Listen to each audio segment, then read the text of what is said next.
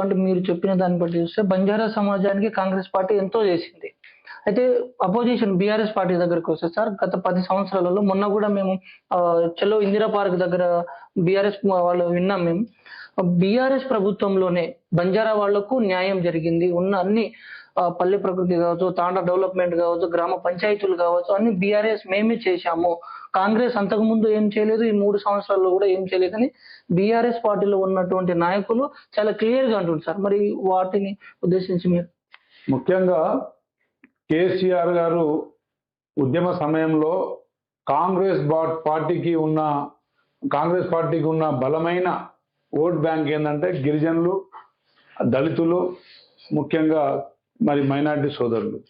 వీరిని ఏ విధంగా విడగొట్టవచ్చు, వీరిని విభజించి ఏ విధంగా పాలించాలనే ఒక బ్రిటిష్ రూల్తోని కేసీఆర్ గారు చాలా తెలివిగా ఆలోచించి గిరిజనులకేమో 12% రిజర్వేషన్ అన్నాడు.